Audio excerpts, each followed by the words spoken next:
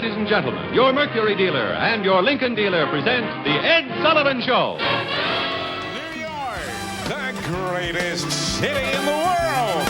It's The Late Show with David Letterman.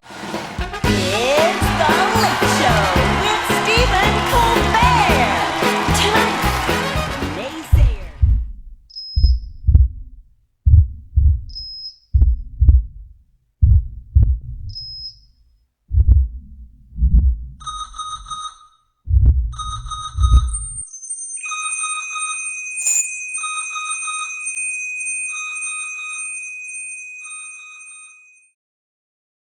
Stephen Colbert gone from network TV? CBS is pulling the plug on The Late Show.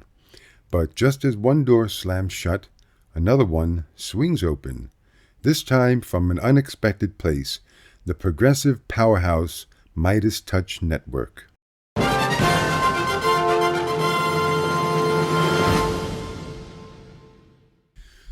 Colbert's ratings have remained strong, especially during the Trump years. But in today's fractured media landscape, even top talent isn't immune. Streaming competition, demographic shifts, and corporate mergers like Paramount and Skydance have reshaped priorities. Budget cuts are hitting hard, entire departments are being downsized, and legacy programming is being reevaluated, not based on talent, but on profit margins. But many believe this wasn't just about budgets. The timing, the silence, and the political climate suggest something darker. That Trump may have pressured CBS to cancel The Late Show.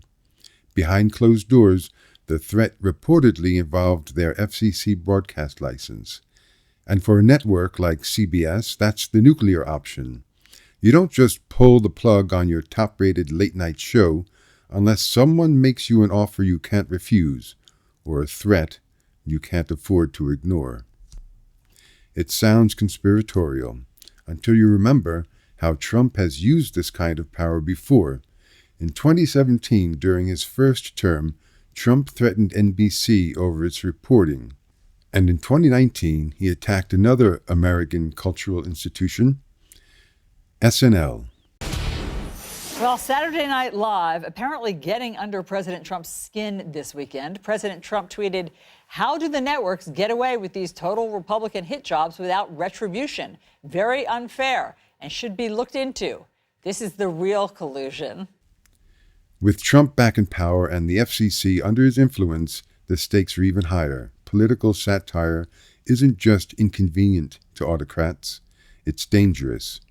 And Stephen Colbert has made a career out of being dangerous to the powerful.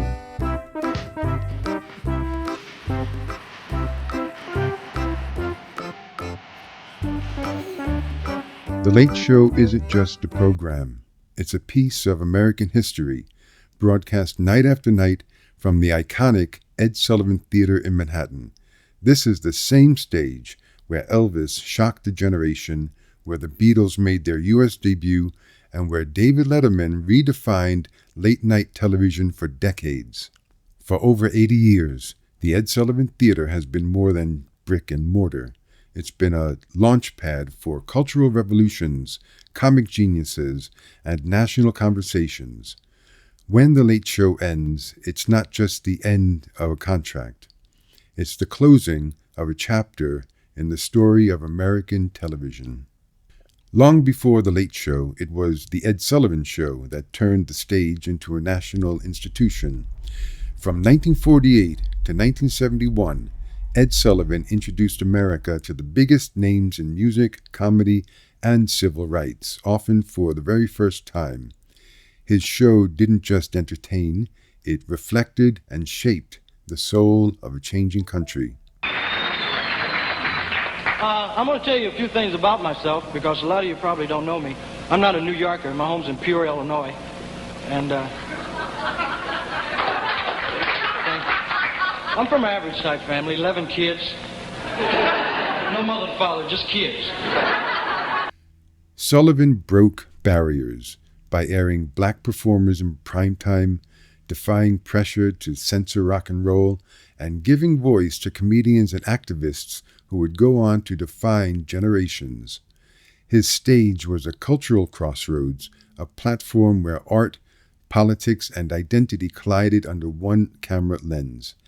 That legacy still echoes through The Late Show today. Enter MeidasTouch.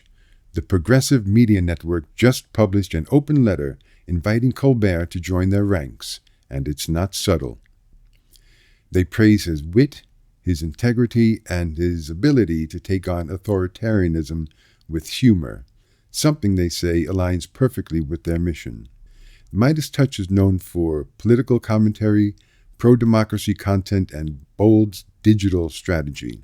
In many ways, Colbert and MeidasTouch are a perfect match.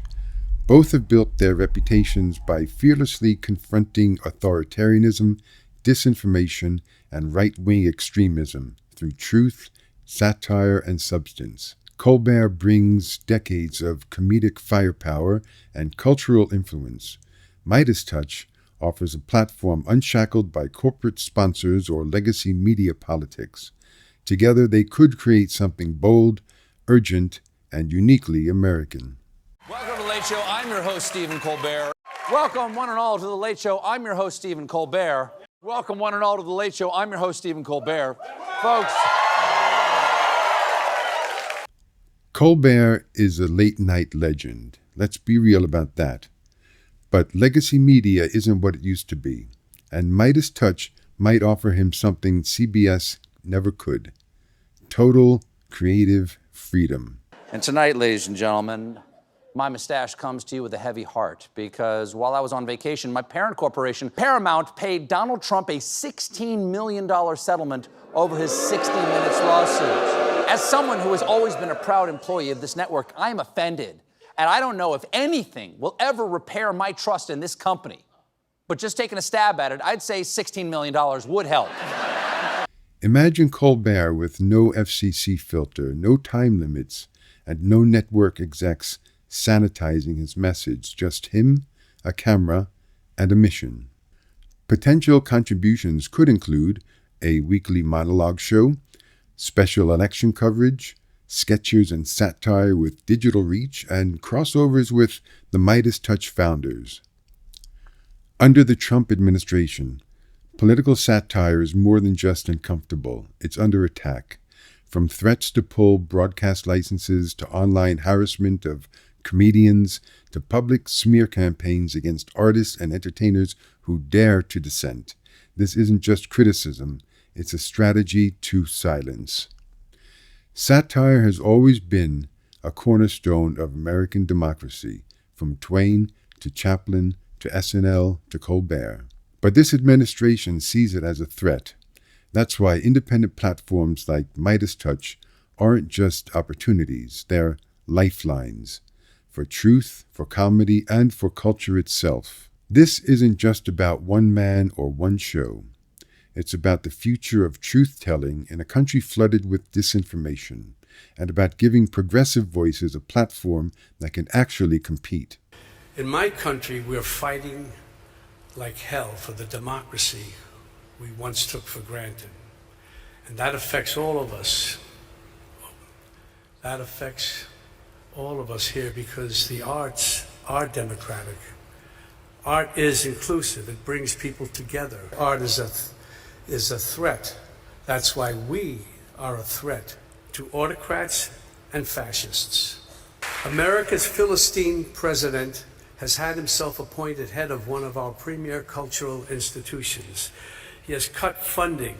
If Colbert makes the jump, it could be the beginning of a new era, where truth has teeth, comedy has claws, and the old media rules no longer apply. What do you think? Should Stephen Colbert take the offer? Drop a comment below, and if you support bold, independent voices, like, share, and subscribe. This revolution won't be televised, but it just might be live streamed. Thank you very much for watching. You'll see me later. Dictators free themselves, but they enslave the people.